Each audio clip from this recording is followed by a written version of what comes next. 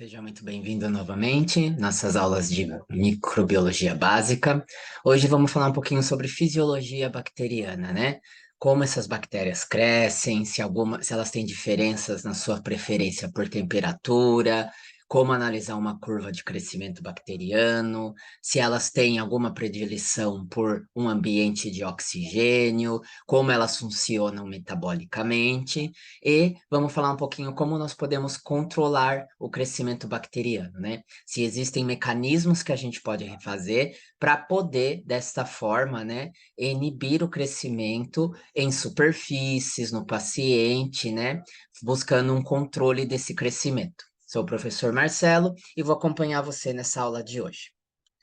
Bom, quando a gente fala de uma célula bacteriana, nós entendemos que ela tem todas as macromoléculas necessárias para uma célula se manter. Então, eu vou ter lá proteínas, lipídios, carboidratos, né? Ácidos nucleicos e vitaminas.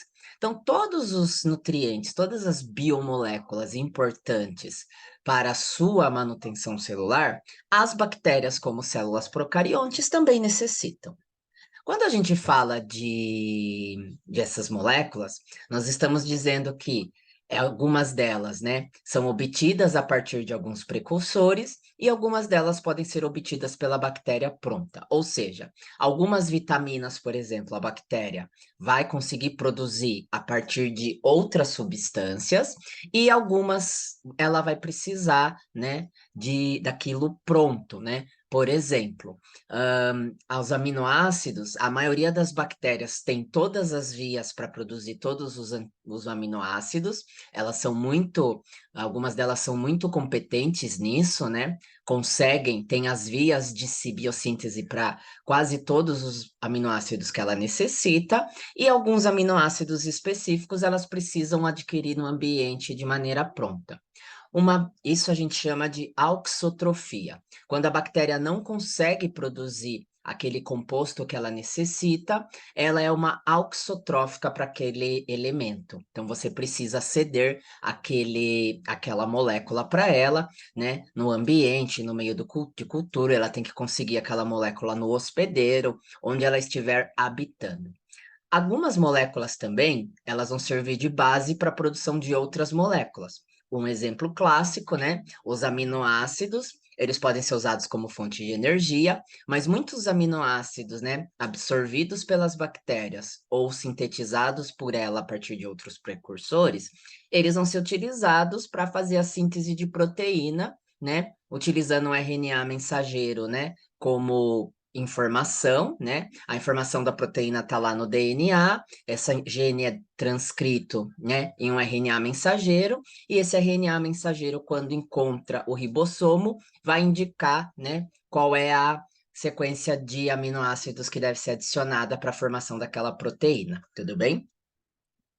Quando a gente fala das células bacterianas, nós estamos falando que muitas delas, né, têm um metabolismo muito rico, complexo e muito diverso, né? Então elas precisam de várias moléculas, várias biomoléculas, para que elas usem na produção da parede celular, que é rica em carboidratos. Elas precisam de lipídios para fazer a produção da membrana celular. Elas precisam fazer a síntese de proteínas e, portanto, elas precisam de aminoácidos, né, para produzir essas proteínas que vão fazer todo o serviço metabólico, todo o serviço dentro da célula. Elas precisam replicar o material genético quando elas vão fazer, né? Vão replicar, então elas precisam, né, de ácidos de nucleotídeos, elas precisam de vitaminas que atuam como cofatores de diversas enzimas necessárias para o metabolismo celular, e elas precisam também de uma forma, né, de moléculas como forma de tirar o ATP, que vai ser a molécula energética de várias reações químicas dentro da célula, tudo bem? Quando a gente fala disso, a gente está falando que elas apresentam, né, várias necessidades nutricionais, então elas precisam garantir as moléculas energéticas, elas precisam de precursores metabólicos, e esses precursores vão poder resultar em várias moléculas. Então, com os precursores, elas podem produzir várias moléculas mais complexas. Essas moléculas podem ser usadas para fazer macromoléculas mais complexas ainda, né? E essas macromoléculas vão ser usadas para fazer as estruturas bacterianas. E de onde as bactérias retiram esses nutrientes? Basicamente, elas conseguem retirar nutrientes do ambiente onde elas habitam, sejam eles quais forem. Então, eu tenho bactérias que vivem na lagoa que vão tirar esse nutriente, né, do material orgânico que tem na lagoa, né, do fundo do leito de um rio. Tenho várias bactérias no mar e essas bactérias vão conseguir tirar seus nutrientes, né, da matéria orgânica que habita esse mar. Algumas conseguem tirar nutrientes, né, algumas moléculas necessárias de matéria inorgânica, no solo, plantas, animais, né? Nós temos lá bactérias vivendo em termais, e aí elas também conseguem retirar nutrientes desse ambiente que as cercam, né? Nós humanos, né, temos uma microbiota muito importante, e aí elas conseguem tirar nutrientes da nossa alimentação, então a nossa alimentação também vira a alimentação dela, assim como o metabolismo nosso também pode gerar algumas moléculas que podem ser importantes para elas retirarem, usarem como nutrientes. Nos glaciares e nos meios de cultura, nós damos esses nutrientes para elas também, né? Alguns meios de cultura mais complexos, outros mais simples, né? Alguns nós vamos dar vamos saber cada componente que nós estamos dando para a bactéria, né? Eles são definidos, e alguns são complexos, mas nós sabemos que eles são ricos em nutrientes para elas. Tudo bem? Quando eu gosto de falar nessa aula um pouquinho sobre a microbiota humana, né? Nós temos uma microbiota muito rica, nós temos várias bactérias, né, habitando a nossa pele, onde algumas delas, né, a maioria não causa doenças, elas entram em equilíbrio com nós como hospedeiros, assim como nós temos, né, uma grande quantidade de bactérias na região intestinal, nessa região gastrointestinal, né? Hoje em dia se fala muito, né, de desbioses, né, de alterações nessa microbiota, que ao serem identificadas, podem levar a, né, desconfia-se que levam algumas alterações fisiológicas. Então, a alteração na microbiota explicaria alguns comportamentos, né, erráticos do nosso corpo, algumas respostas exacerbadas, alguns processos patológicos, como, por exemplo, né, o desenvolvimento da asma. Acredita-se que, né, a falta de contato com micro-organismos na primeira infância, né? Então, aquelas crianças que são super protegidas para a mãe, não andam de pé descalço, né? Não brincam em terra, aliado a algumas desbioses, né? Que acontecem naquela pessoa, umas alterações da microbiota, seria uma das causas do organismo ser hiperreativo a antígenos quando a criança se torna mais velha, né? Então, essas microbiotas, elas são importantes, porque, primeiro, elas vivem, né? Elas se alimentam do que nós alimentamos, elas usam alguns nutrientes da nossa alimentação, assim como elas podem usar alguns metabólitos que são liberados pelas nossas células. E, de outro lado, elas também liberam metabólitos que muitas vezes nós podemos utilizar. A vitamina K, por exemplo, que é muito importante para o nosso processo de coagulação, muito dela é produzido por bactérias no nosso intestino. As bactérias, elas precisam basicamente de uma fonte de carbono, né, que pode ser orgânica ou inorgânica, dependendo do gênero bacteriano, né?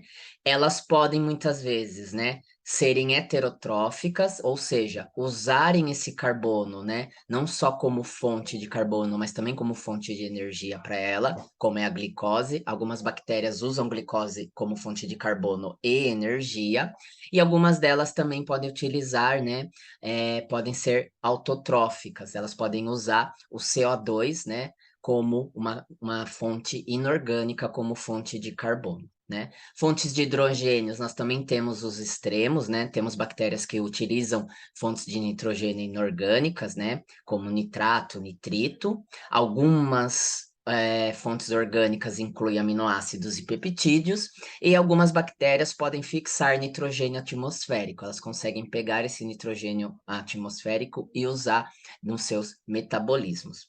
Fonte de enxofre, né? Elas podem obter de fontes inorgânicas e fontes orgânicas, como alguns aminoácidos que apresentam, né? Enxofre, e elas também podem usar algumas coenzimas como fonte desse enxofre. Fonte de fósforo, né? Elas precisam de fontes orgânicas, quando elas precisam, elas podem utilizar, né? Os nucleotídeos dos ácidos nucleicos, fontes orgânicas, fosfolipídios, e fontes inorgânicas, eh, como fosfato, certo? Fontes de hidrogênio e oxigênio, elas em geral utilizam, elas vêm das suas fontes de carbono, né? Recebem hidrogênio e oxigênio diretamente das suas fontes de carbono, na maioria dos casos. Quando não, elas utilizam outras moléculas para obter o hidrogênio e oxigênio necessário. E elas conseguem alguns microelementos, né, no ambiente onde elas habitam, como ferro, sódio, alguns metais necessários para funcionamento de algumas enzimas. Quando a gente fala de fonte de carbono utilizado para nutrição, nós falamos que as bactérias podem ser heterotróficas, quando esse carbono é obtido em moléculas orgânicas, ou autotrófico, quando o carbono vem do CO2, né, do ar ambiental. Então, eu tenho bactérias que utilizam carbono de origem orgânica, elas pegam moléculas de carbono e usam aquele carbono como sua fonte, ou elas podem utilizar do CO2 quando elas são autotróficas. Quando a gente fala de metabolismo de energia, a gente chama as bactérias de quimorganotróficas, quando elas usam compostos orgânicos para extrair energia, por exemplo, glicose e acetato, né? São exemplos. É interessante notar que algumas quimiorganotróficas, algumas bactérias que utilizam, por exemplo, glicose como fonte de energia, utilizam a mesma molécula como fonte de carbono, né? Então, isso a gente também nota em algumas bactérias. Nós também temos bactérias quimiolitotróficas, são aquelas que conseguem tirar energia de compostos inorgânicos, como sulfeto, ferro e ouro. E nós temos as fototróficas, que são aquelas bactérias que conseguem tirar a energia necessária para o seu metabolismo na luz, né? São aquelas que acabam fazendo fotossíntese. Tudo bem? Quando a gente fala do metabolismo de bactérias, né, diferente de nós humanos, em que a gente tem né, a nossa espécie não tem variabilidade em questão metabólica, né, nós temos um metabolismo padrão seguido. Como a gente fala de bactérias, onde eu tenho milhares e milhares de gêneros ali, né, milhares de gêneros e espécies, eu tenho ali diferentes metabolismos. Então, por exemplo, esse metabolismo a bactéria é uma heterotrófica, né? Ela utiliza a glicose como fonte de carbono, né? Ela é quimiorganotrófica, então ela também tira a energia de composto orgânico. No caso, ela usa a glicose para as duas coisas, como fonte de carbono e como fonte de energia. E essa daqui, ela é capaz de realizar fermentação, né? Esse metabolismo aqui, eu tenho uma bactéria que pode realizar as três fermentações: acética, etanólica e lática, né? Temos bactérias que apresentam um tipo só de fermentação, né? Então, elas vão trabalhar de maneiras diferentes.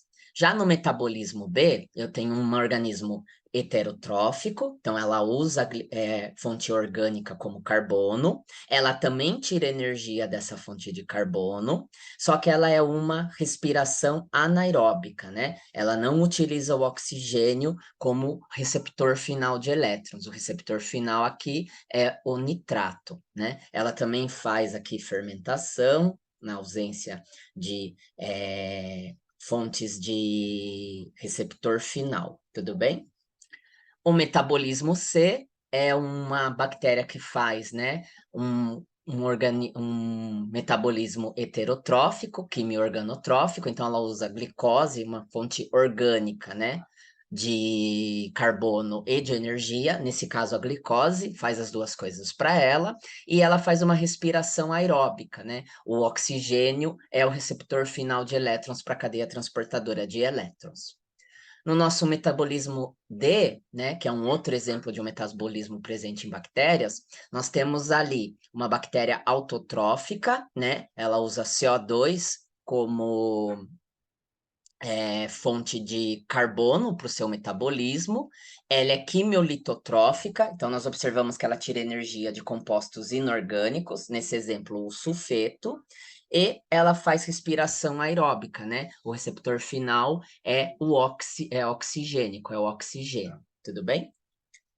No nosso metabolismo E, olha que interessante. Nós temos uma bactéria autotrófica, né? Então ela usa CO2 como fonte de carbono. Ela tira a energia, né? Ela faz o uso, ela consegue tirar energia do sistema de luz, então ela faz uma fotossíntese, certo?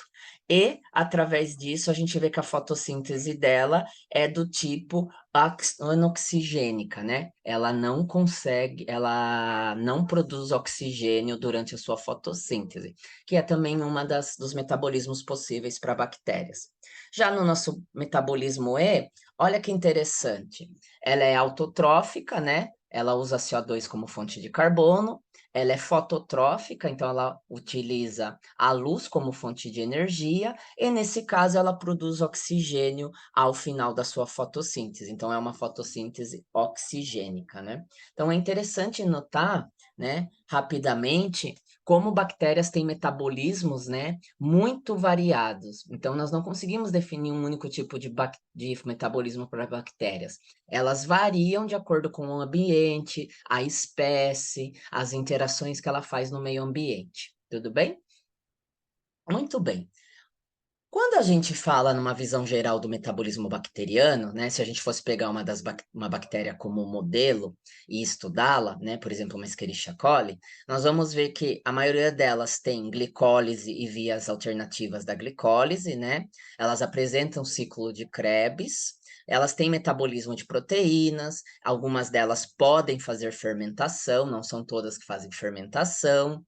Elas, em geral, fazem beta-oxidação, então elas conseguem utilizar ácidos graxos como fonte de energia. Elas têm metabolismos de aminoácidos que podem ser completos ou serem auxotróficas para um aminoácido ou outro, né? Elas têm metabolismo de oxigênios, de ácidos nucleicos, então elas produzem, né, ácidos nucleicos, DNA e RNA, assim como ela os degrada diante da sua necessidade.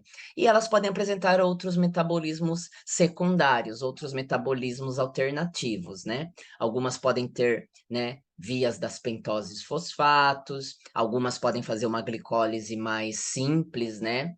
É, algumas podem ter produção de moléculas de reserva, como pHa. Então, em termos de metabolismo bacteriano, nós notamos que as bactérias são extremamente versáteis, né? Elas apresentam, em geral, vias muito bem definidas e elas, em geral, são bem autossuficientes quanto à sua necessidade. O que que você precisa dar para ela? As condições necessárias e os elementos precursores na maioria das suas vezes, tá?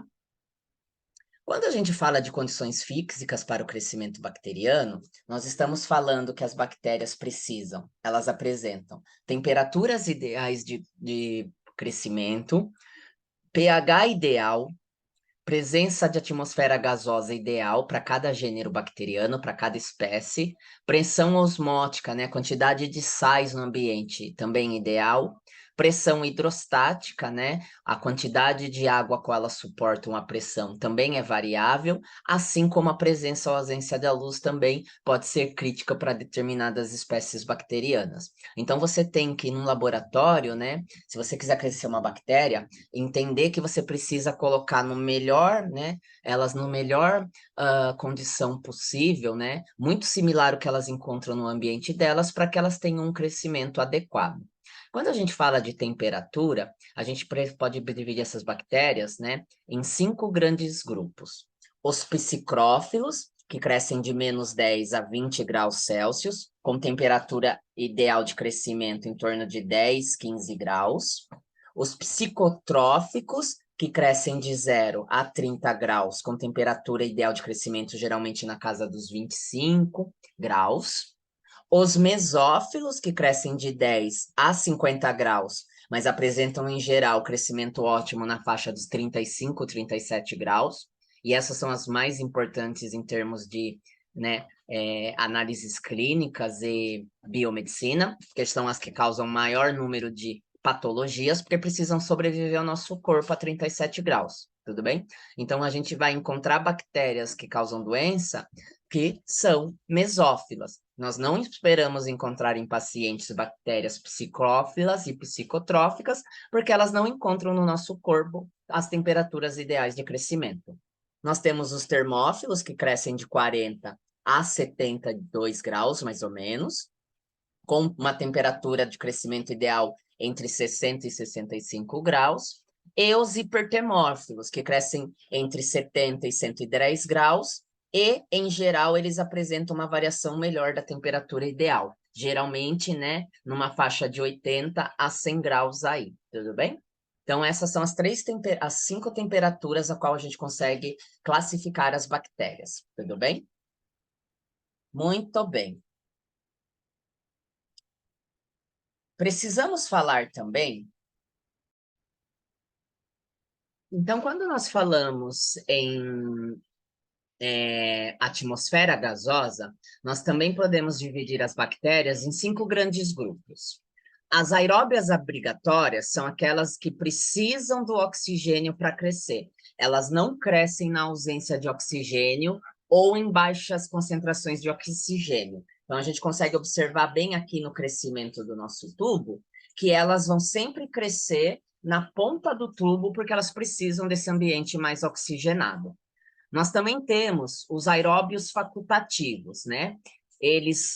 Para eles, eles crescem na presença ou na ausência de oxigênio, mas eles crescem melhor na presença de oxigênio, tudo bem? Mas eles são capazes de crescerem tanto na ausência quanto na presença. Os anaeróbios obrigatórios são aqueles que não gostam de oxigênio, eles não têm, né, enzimas que os defendam do oxigênio. Esse oxigênio do ambiente causa lesão em algumas moléculas deles, e, portanto, eles crescem somente na ausência de oxigênio. Então, eles vão geralmente crescer, né, no nosso fundo do tubo, que é o lugar onde vai ter ausência total de oxigênio. Os anaeróbios aerotolerantes é aqueles anaeróbios, né, que crescem ao longo do tubo e eles apresentam um pequeno crescimento no ponto. Eles suportam, né, um pouquinho de oxigênio, não é fatal para eles. Eles diminuem o crescimento, mas ele não é suficiente para matar esses micro-organismos. Em geral, eles vão crescer mais do meio para o final do tubo. E os microaerófilos é aqueles que precisam de quantidades diminuídas, né? Requerem baixas concentrações de oxigênio, eles não suportam nem altas concentrações e nem ausência de oxigênio. Então, eles vão crescer no meio do tubo, numa região específica do tubo. Esses são os microaerófilos, tudo bem? Quando a gente vai crescer esses organismos no laboratório, né, em considerando que a atmosfera gasosa é importante, nós vamos ter que lembrar que o ar está, né, o oxigênio está em todo o ar que toma conta do meu laboratório, e no próprio momento da coleta da minha amostra eu já exponho um pouco esse organismo ao oxigênio. Então, se nós formos trabalhar no laboratório com espécies que não gostam de oxigênio, né, ou que têm anaeróbios ou gostam de ambientes reduzidos, muitas vezes eu vou precisar fazer o uso de câmaras, né, de anaerobiose. São câmaras que estão ligadas a bombas, né, e essas bombas retiram o oxigênio do ambiente, colocam nitrogênio ali para ter certeza que todo o oxigênio vai ser expulso.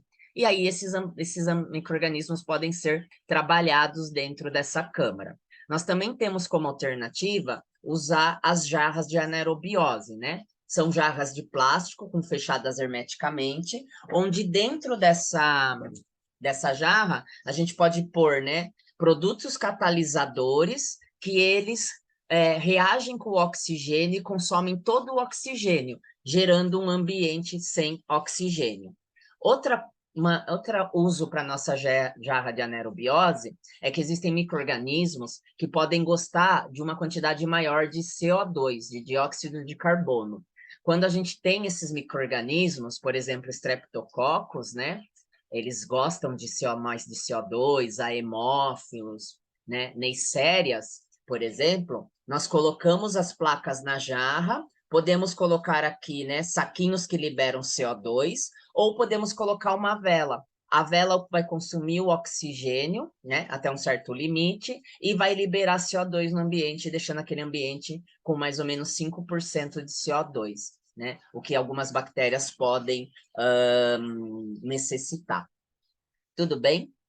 Quando a gente fala de crescimento bacteriano, nós estamos falando de um organismo que divide por cisparidade, né? Divisão binária. Então, a bactéria, ela multiplica tudo que ela tem, ela aumenta de tamanho e depois ela fraciona no meio, gerando duas bactérias iguais, tudo bem? A maioria das bactérias vão responder a esse processo. E eu consigo avaliar esse crescimento através de uma curva de crescimento. Então, a gente tem ali uma fase lag, que é uma fase onde a bactéria está se adaptando ao meio ambiente, ela está entendendo quais são os transportadores que ela vai ter, o que ela precisa sintetizar, quais as vias metabólicas que ela vai ter que ativar ou silenciar. Então, nesse momento, eu não vejo crescimento, né, na minha bactéria, parece que ela está crescendo muito pouquinho, né? Porque, de fato, ela está se adaptando ao ambiente. Depois que ela se adaptou, ela começa a multiplicar e aí ela tem um crescimento exponencial, né? Uma bactéria geram duas, duas geram quatro, quatro vão gerar oito e assim por diante, certo? Então aqui na exponencial a bactéria já está se multiplicando muito.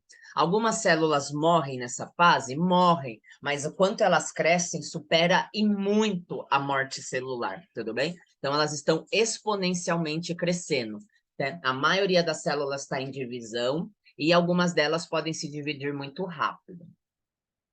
A fase estacionária é a fase onde alguma coisa no meio aconteceu, eu exauri algum nutriente, ou a acidez do meio se elevou, e geralmente nessa fase, o que, que acontece? As taxas de morte celular e de crescimento, elas se igualam. Então, eu cheguei no meu platô, eu não vejo essa faixa aumentar e também não vejo ela diminuir. Por quê? Para cada aqui, eu perdia 2 células e gerava 20.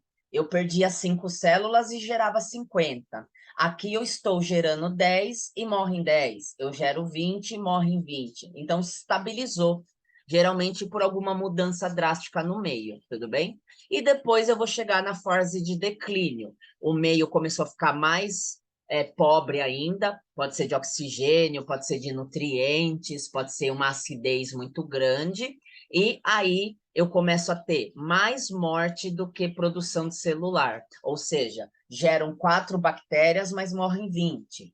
Gera 3 bactérias, morrem 80. E eu vejo essa curva de crescimento diminuindo. Então, fase lag, né? Nós vamos chamar de adaptação, pode ser breve ou longo, dependendo da bactéria, né? Geralmente ela ocorre quando nós colocamos a bactéria em um ambiente novo.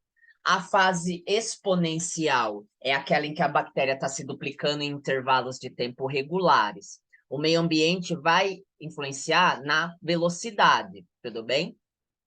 O que que acontece? Se eu colocar a bactéria no melhor ambiente possível, pH do jeito que ela gosta, temperatura que ela gosta, tudo do jeito que ela gosta, ela vai se dividir em determinado tempo. A gente chama isso de taxa de crescimento específico.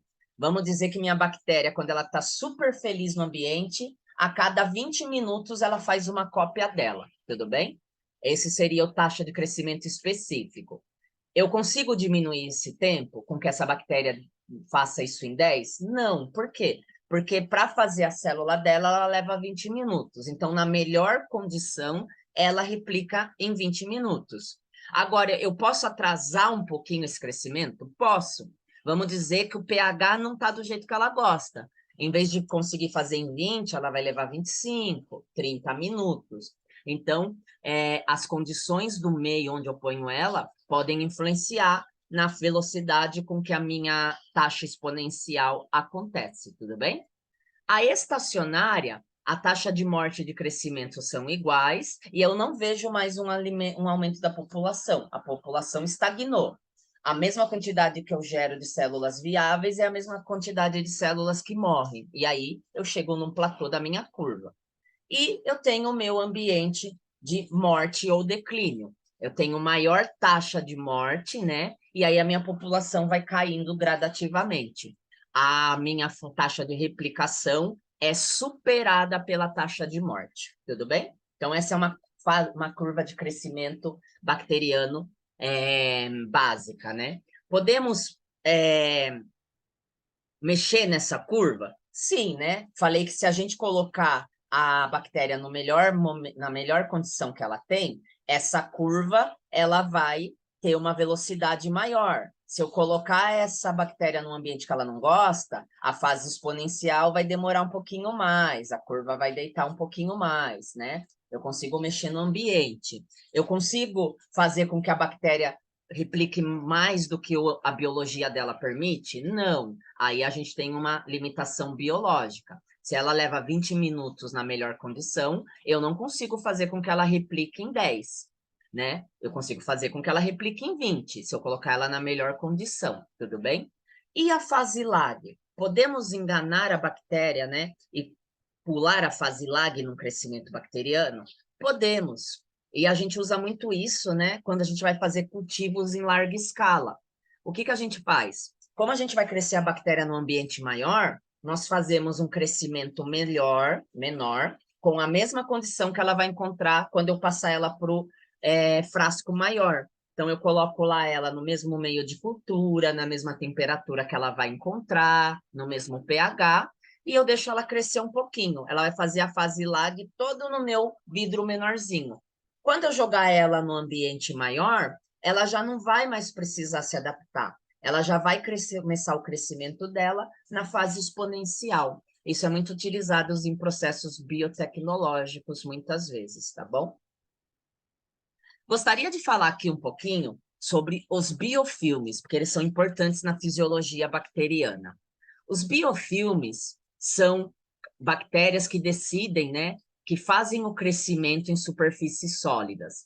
Então, elas estão lá no meio móvel, né, se movendo, por exemplo, numa circulação sanguínea do paciente ou num medicamento contaminado, e elas aproximam-se de uma superfície sólida e aderem nessa superfície. Quando elas aderem nessa superfície, elas podem começar a se multiplicar, elas podem chamar outras bactérias para fazer parte daquele biofilme e elas começam a liberar substâncias, né, que fazem uma camada protetora. Isso a gente chama de formação do biofilme. Por que que isso é importante? Porque nesse biofilme elas podem se proteger de agentes do ambiente que poderiam causar problemas para elas, por exemplo, antibióticos, são mais difíceis de penetrar nos biofilmes, principalmente nas camadas mais profundas. Aquele ambiente vira um ambiente de colaboração, então uma bactéria pode ajudar a outra a crescer liberando metabólitos, elas podem compartilhar genes, né, nesse ambiente de biofilme. Eles são importantes para a gente no ambiente hospitalar, porque muitas vezes esses biofilmes podem ser formados, né, em acessos, em ponta de catéter, em equipamentos mal higienizados. Então, eu crio ali uma comunidade. Essa comunidade bacteriana, ela pode ser formada por todo mundo igual, ser monomicrobiana, todas as bactérias são da mesma espécie, como ela pode ser polimicrobiana, eu ter bactérias de diferentes espécies, eu posso ter diferentes tipos de micro-organismo, bactéria crescendo junto com fungo, tudo bem? Então, eu tenho aí uma riqueza dos biofilmes. E a gente tem muito interesse neles porque, dentro do ambiente hospitalar, esses biofilmes têm causado muito problema. Por exemplo, não é incomum algumas bactérias patogênicas fazerem biofilme em chuveiro de hospital, E a gente vai lá, tem uma camada limosa, aquilo ali é tudo biofilme, e os pacientes, quando vão lá após uma cirurgia tomar banho, deixam a água cair, por exemplo, numa ferida cirúrgica, né? Nos pontos, né, da cirurgia, e aquilo pode gerar uma infecção, tudo bem? E sem contar que é um ambiente de troca de genes de resistência, e também os biofilmes podem protegê-las contra antibióticos, é um dos papéis deles, tudo bem? Uma outra coisa que a gente tem interessado bastante é o quesito de quorum sense, né? As bactérias, elas podem liberar substâncias em que elas conversam e elas controlam a ação de outras bactérias da mesma espécie ou de espécies diferentes, né? Então, elas liberam sinais químicos que agem nas bactérias que estão ao redor. Então, imagina que você é uma bactéria e você achou lá um lugarzinho para fazer biofilme. E você está lá crescendo, mas você acha que aquele ambiente está muito bom. Algumas bactérias podem liberar moléculas de quorum sense, né? São essas moléculas químicas. Essas moléculas químicas avisam as outras bactérias para elas formarem biofilme junto.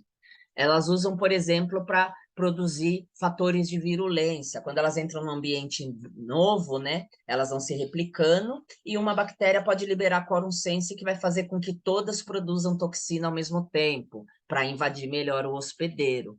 Então, o quorum sensing, né, que é essa produção de moléculas autoindutoras, elas têm como característica modular o comportamento da população microbiana. Então, é uma bactéria, como se uma bactéria estivesse conversando com a outra e induzindo comportamento na outra. Vamos fazer esporulação, vamos produzir uma toxina, vamos parar de crescer. Então, é um comportamento populacional induzido pela liberação de substâncias químicas. Tudo bem? Precisamos falar também, já que falamos de fisiologia, do que a bactéria precisa, do que ela não precisa, como que a gente controla o crescimento bacteriano, né? Controlar o crescimento bacteriano é muito importante no ambiente hospitalar. Nós não queremos que os nossos instrumentos estejam contaminados com bactérias, nós não queremos, né, na área alimentícia, eu não quero transmitir uma doença bacteriana através de um alimento. E aí eu tenho que ter estratégias para controlar esse crescimento bacteriano. Uma das estratégias são agentes físicos, né? Temperatura, radiação, filtração, dessecação. São exemplos de agentes físicos, né? A temperatura, eu posso usar temperaturas altas, o mais comum, né, são os calores úmidos, então a gente pode ferver, né, um bico de mamadeira, por exemplo, onde a gente está fazendo uma desinfecção. A gente pode fazer uma pasteurização, onde eu fervo aquele meu alimento e eu elimino uma parte da carga microbiana. Eu não esterilizo, eu não elimino todas as bactérias, mas eu elimino grande parte delas. Ou eu posso usar autoclave, onde eu vou usar calor úmido aliado à pressão, né? E aí eu consigo destruir, inclusive, esporos que são muito resistentes. Lá a gente fala que na autoclave eu consigo fazer esterilização, eu consigo eliminar toda a vida bacteriana daquele lugar. Eu tenho estufas, né, que usam o calor seco, é sem umidade, geralmente requerem mais tempo para eliminar uma carga bacteriana. Eu posso flambar, posso colocar lá, né, na microbiologia a gente usa muito, a gente pode usar, né, alças de metal, e aí a gente coloca lá no bico de Bunsen, para queimar bactérias que possam estar naquele local, e eu posso incinerar os materiais, caso sejam materiais que vão para descarte. Ao incinerar, eu elimino toda a contaminação microbiana que tem naquela região. Temperatura baixa também funciona, né? Nós usamos o resfriamento nas nossas geladeiras, o congelamento quando a gente quer deixar aquele produto guardado por mais tempo. Por quê? Porque ao resfriar e ao congelar, nós diminuímos o metabolismo bacteriano e nós também limitamos a disponibilidade de água para essas bactérias crescerem. Nitrogênio líquido também é uma forma de fazer controle do crescimento bacteriano. Radiação, nós podemos destruir, né, as bactérias através dos raios-x, porque raio-x destrói DNA, ou nós podemos usar luz UV, onde a luz UV vai fazer com que dímeros de timina, né, duas timinas ao lado, façam interação entre elas, e isso causa erros genéticos na bactéria que levam a bactéria à morte. Remoção, nós podemos remover fisicamente as bactérias de uma região, quando a gente passa, por exemplo, né, um pano num ambiente, ou a gente pode usar vários tipos de filtro, né? Para bactérias, o filtro de 0,22 consegue eliminar as bactérias, né, que apresentam parede celular, mas não consegue eliminar vírus de um ambiente, porque os vírus passam por os filtros de 0,22. Nós podemos usar dessecação, né, que é a secagem do material ao sol ou alimentos, a gente usava isso muito, né, quando não existiam geladeiras, e a liofilização, onde eu vou tirar toda a água daquele ambiente, né, e sem atividade de água as bactérias não conseguem crescer. Tudo bem? Outras formas físicas que eu tenho é o uso de micro-ondas, né? O micro-ondas ele promove aquecimento da água e vaporização, e esse vapor acaba estourando a bactéria.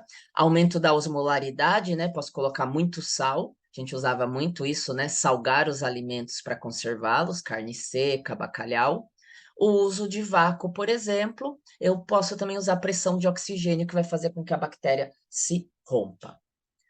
Os agentes químicos para controle do crescimento bacteriano são os álcools, os fenóis e derivados, por exemplo, a creolina, o triclosan, aldeídos e derivados como o formaldeído, halogênios e derivados, aqui entra o iodo e o cloro, biguanidinas como a clorexidina e o periogard, né? Sabões e detergentes que vão conseguir eliminar uma boa parte das bactérias gram-negativas, porque eliminam, né, a camada lipídica da membrana externa, conservantes de alimentos como ácido ascórbico, esterilizantes gasosos como óxido de etileno, ozônio e peróxido de hidrogênio, que pode fazer a eliminação, né, de bactérias em produtos que não podem ser, por exemplo, autoclavados, e alguns metais pesados como prata, mercúrio e cobre, que também limitam o crescimento bacteriano, né? Até como eu gosto de comentar nas minhas aulas, que existe hoje no mercado, né, tintas que vêm com micropartículas de prata, que é usado para ambientes hospitalares para diminuir a contaminação microbiana daquela região. Então, o que todos esses agentes têm em comum? Eles agem ou alterando a permeabilidade da membrana. Então, por exemplo, como o álcool 70 funciona? Ele migra para dentro da célula e quando ele migra, a água vai junto com esse álcool. Dentro da bactéria, a entrada de álcool, né? Vem com a entrada de água, essa célula estufa e ela explode. Por que tem que ser o 70% e não o 90%? Porque o 70% vai fazer com que esse álcool entre de maneira lenta e vai permitir a entrada de água nas dosagens certas. Por isso que o álcool 70 é melhor do que o 90, para fazer controle do crescimento bacteriano. Alguns desses agentes, eles desnaturam as proteínas, eles causam transformações nas proteínas necessárias para a bactéria sobreviver. Alguns deles inibem o metabolismo do micro-organismo, como, por exemplo, o ácido ascórbico. Alguns deles, né, causam alterações importantes, oxidações, né, em moléculas importantes, como o cloro. Então, alguns deles vêm até, né, alterando, né, modificando e causando lesão em DNA, por exemplo. Então, a gente tem uma série de agentes químicos que podem ser utilizados. Uma coisa muito importante, né, para a gente lembrar, a descrição desses processos. Esterilização é o processo de destruição e eu removo todas as formas de vida de um objeto ou de um material, incluindo esporos. Então, se eu tiver lá bactérias gram-positivas que esporulam, os esporos são muito resistentes. A esterilização, eu consigo retirar até os endosporos. Eu tiro ali toda a forma de vida na forma vegetativa e na forma de esporos. A esterilização é feita em objetos e materiais. A desinfecção é quando eu consigo eliminar as partes vegetativas, eu consigo tirar as células vegetativas, mas eu não tiro, não consigo eliminar esporos, tá bom? Em geral, as desinfecções são feitas em materiais inanimados. A antisepsia, eu estou evitando a sepse, eu estou evitando um problema no paciente. Ela é a desinfecção química da pele, mucosa ou tecidos vivos, ou seja, eu estou passando ali um produto químico, né? Estou passando produtos que vão fazer a minha pele, a minha mucosa e os tecidos vivos destruir as formas vegetativas de bactérias naquele tecido.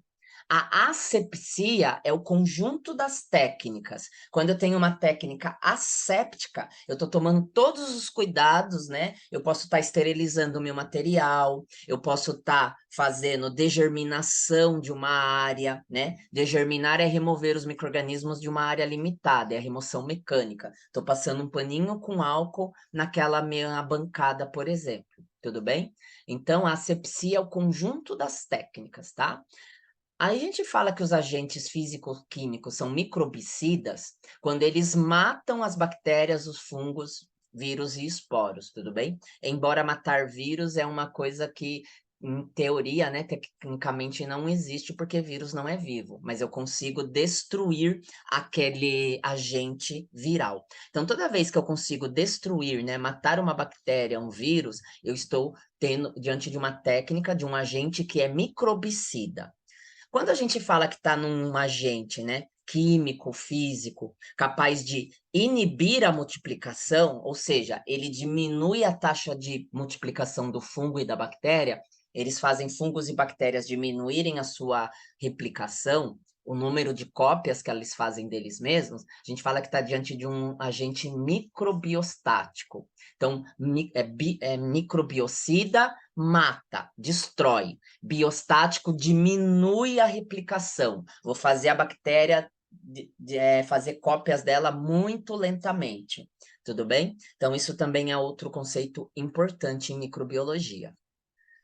Então, tivemos aqui uma ideia da fisiologia bacteriana, falamos de presença de gases para as bactérias, o quanto elas precisam, né? Qual é as temperaturas ideais de crescimento, discutimos um pouco da variabilidade do metabolismo bacteriano, vimos que elas precisam de fontes de carbono, de oxigênio, de nitrogênio, né? Elas são muito competentes, geralmente você precisa dar para ela precursores, e elas conseguem fazer macromoléculas com aqueles precursores e montar suas estruturas, e vimos também como controlamos esse crescimento bacteriano, certo?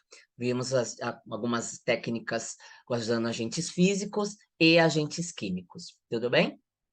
Desejo para vocês bons estudos, sucesso sempre, até a próxima.